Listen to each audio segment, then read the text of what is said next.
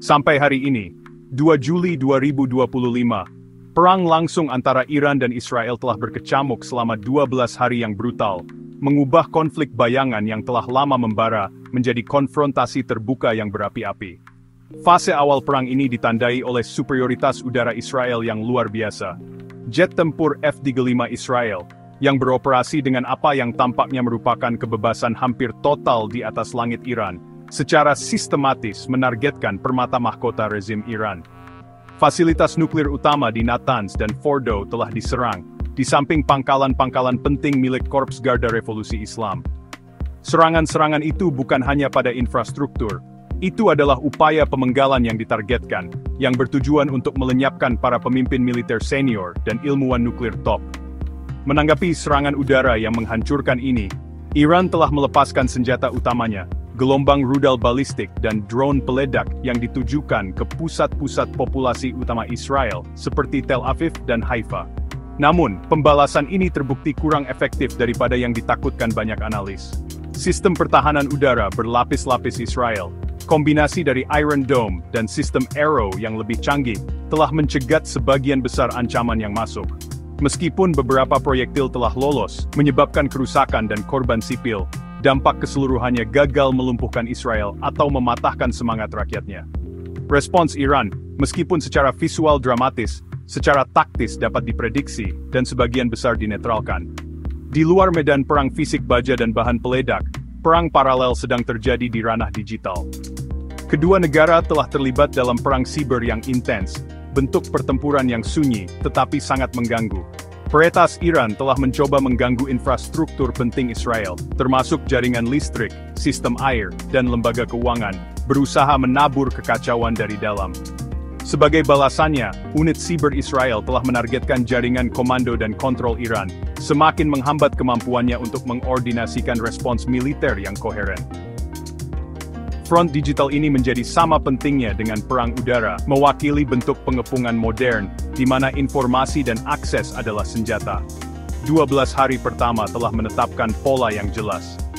Israel telah menunjukkan kemampuan yang mengejutkan untuk memproyeksikan kekuatan jauh ke wilayah musuh, mencapai banyak tujuan militer utamanya dengan presisi yang menghancurkan.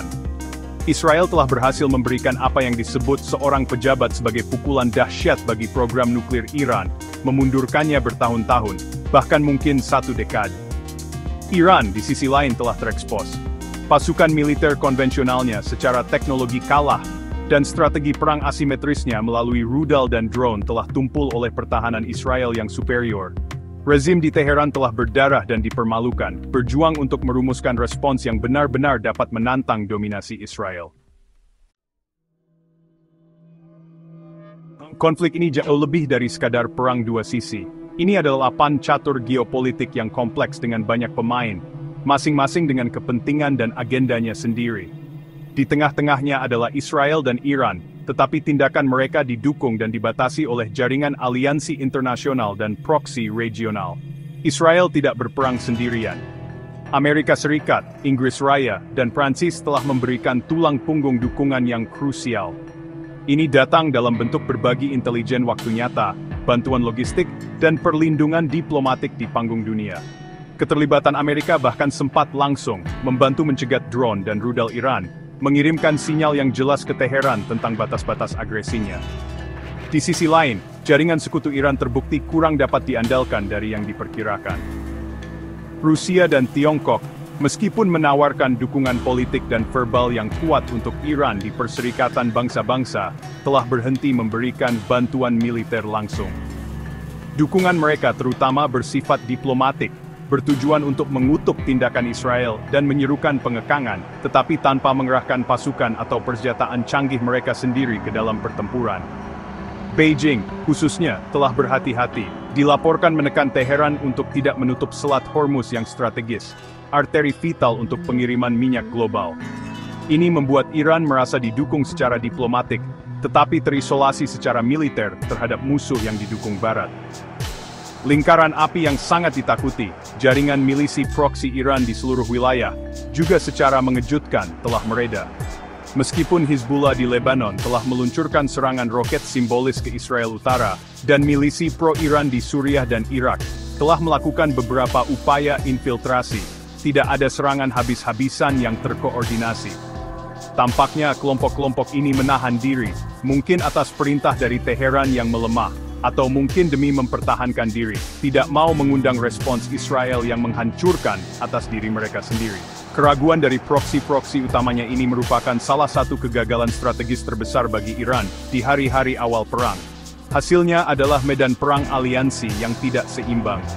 Israel menikmati dukungan aktif dan material dari kekuatan militer terkemuka dunia, memberinya keunggulan teknologi dan intelijen yang hampir mustahil untuk diatasi.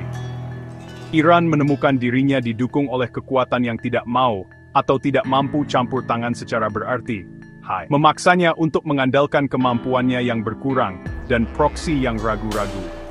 Ketidakseimbangan dukungan eksternal ini telah menjadi faktor penentu dalam 12 hari pertama, memungkinkan Israel untuk menekan keunggulannya, sementara Iran berjuang untuk menemukan pijakan atau teman yang dapat diandalkan untuk membalikkan keadaan. Saat konflik memasuki minggu ketiga, Timur Tengah berdiri di persimpangan jalan yang berbahaya, dengan 3 jalur yang berbeda dan berbahaya ke depan. Yang pertama, dan mungkin yang paling mungkin dalam jangka pendek, adalah eskalasi regional yang besar. Dalam skenario ini, Iran merasa terpojok dan terhina, memutuskan untuk melepaskan kekuatan proksi penuhnya. Hizbullah akan meluncurkan gudang besar rudal presisinya ke kota-kota Israel dan situs-situs strategis, sementara pemberontak Houthi di Yaman dapat menargetkan pengiriman di Laut Merah. Ini akan memaksa Israel untuk membalas dengan kekuatan yang luar biasa, tidak hanya terhadap proksi, tetapi juga terhadap infrastruktur ekonomi penting Iran, kilang minyaknya, pelabuhan, dan pembangkit listriknya, bertujuan untuk melumpuhkan negara itu, dan membuat rezim bertekuk lutut. Kemungkinan kedua adalah tergelincir ke dalam kebuntuan yang tegang berdarah, yang pada akhirnya mengarah pada gencatan senjata yang rapuh. Kedua belah pihak mungkin menyadari bahwa kemenangan militer mutlak tidak mungkin tanpa menimbulkan biaya yang tidak dapat diterima. Iran tidak dapat mengalahkan militer Israel, dan Israel tidak dapat menduduki Iran atau memaksa keruntuhan rezim sepenuhnya. Di bawah tekanan internasional yang intens dari mediator seperti Qatar atau Perserikatan Bangsa-Bangsa, kedua belah pihak dapat menyetujui penghentian permusuhan. Ini bukan perdamaian, melainkan jeda. Hasilnya kemungkinan akan menguntungkan Israel secara strategis, mungkin memaksa penarikan Iran dari Suriah. Tetapi permusuhan yang mendasari akan tetap ada, menyiapkan panggung untuk putaran konflik berikutnya. Skenario ketiga dan paling menakutkan adalah skenario nuklir. Ini adalah jalur terakhir, pilihan kiamat yang sebenarnya. Jika rezim Iran percaya bahwa keberadaannya terancam oleh serangan Israel, jika Teheran terbakar dan kepemimpinannya runtuh, maka mereka mungkin akan melakukan upaya putus asa untuk merakit senjata nuklir, atau memperolehnya dari negara nakal seperti Korea Utara. Ancaman Iran yang bersenjata nuklir saja dapat memicu pencegah utama Israel sendiri, opsi Samson. Kebijakan yang telah lama dirumorkan ini akan melibatkan serangan nuklir pendahuluan oleh Israel untuk mencegah kehancurannya sendiri. Sebuah tindakan yang akan menjerumuskan seluruh wilayah ke dalam jurang radioaktif dan memicu krisis global dengan proporsi yang tak terbayangkan. Masing-masing masa depan ini berada dalam keseimbangan, dan keputusan yang dibuat dalam beberapa hari dan minggu mendatang di Tel Aviv dan Teheran akan menentukan jalur mana yang akan diambil. Risiko salah perhitungan sangat besar. Satu rudal nyasar yang mengenai target yang salah, atau seorang pemimpin politik yang membuat keputusan berdasarkan kesombongan daripada logika, dapat dengan mudah memicu perang regional yang lebih luas, yang ditakuti semua orang. Dunia menyaksikan dan menahan napas, berharap diplomasi dapat menarik wilayah tersebut kembali dari ambang kehancuran, sebelum salah satu skenario suram ini menjadi kenyataan kita. Ketika membandingkan kekuatan mentah Israel dan Iran, perbedaannya sangat mencolok. Israel memiliki keunggulan militer konvensional yang jelas, terutama dalam kekuatan udara dan teknologi. F-35 canggihnya dan kemampuan pengumpulan intelijen yang canggih telah memungkinkannya mendominasi medan perang. Secara ekonomi, meskipun biaya perang, ekonomi Israel yang kuat dan terdiversifikasi jauh lebih tangguh daripada Iran, yang sudah lumpuh oleh sanksi internasional jauh sebelum rudal pertama ditembakkan. Selain itu, dukungan kuat Israel dari Amerika Serikat dan Eropa memberikan kedalaman strategis yang tidak dapat ditandingi oleh Iran. Kekuatan utama Iran terletak pada kemampuan asimetrisnya, gudang rudal yang besar, dan jaringan proksi regionalnya. Namun, kekuatan Iran sebagian besar telah dinetralkan dalam konflik ini. Strateginya untuk membanjiri musuhnya dengan jumlah besar telah dilawan oleh teknologi yang superior. Aliansinya dengan Rusia dan Tiongkok telah memberikan retorika politik, tetapi tidak ada bantuan di medan perang. Kerentanan terbesar rezim adalah internal. Perang telah memberikan tekanan besar pada ekonomi yang sudah rapuh dan populasi yang gelisah. Meskipun konflik mungkin untuk sementara waktu menyatukan beberapa warga Iran di bawah bendera karena kebanggaan nasionalis, itu juga bisa menjadi pukulan terakhir yang mematahkan cengkeraman rezim pada kekuasaan, terutama jika kondisi ekonomi memburuk dan ketidakmampuan negara untuk melindungi kedaulatannya sendiri terungkap untuk dilihat semua orang. Melihat ke depan 1 hingga 3 bulan, hasil yang paling mungkin adalah kelanjutan dari dinamika saat ini, perang gesekan abadi.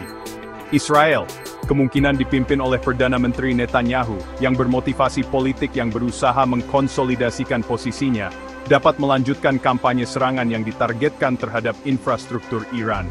Ini akan bertujuan untuk secara permanen menurunkan kemampuan militer dan nuklir Iran.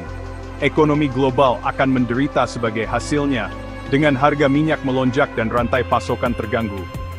Gencatan senjata yang tidak nyaman de facto dapat muncul, bukan dari perjanjian formal, tetapi dari kelelahan bersama, dengan kedua belah pihak secara berkala saling menyerang dalam keadaan konflik yang terkendali.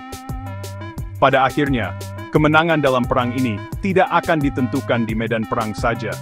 Faktor penentu adalah masyarakat mana yang dapat lebih baik menahan rasa sakit jangka panjang. Bisakah ekonomi dan struktur politik Iran bertahan dari serangan berkelanjutan dan isolasi internasional total? Bisakah publik Israel menoleransi keadaan perang permanen, dengan peringatan roket yang konstan dan ancaman konflik yang lebih luas yang selalu ada? Penentu terakhir mungkin adalah ambisi nuklir Iran. Jika Teheran berhasil memperoleh senjata nuklir, itu mengubah seluruh kalkulus strategis, menciptakan keseimbangan kekuatan yang menakutkan. Jika gagal, rezim mungkin akan menemukan dirinya melimah sepermanen, kekuatan regional hanya dalam membaik.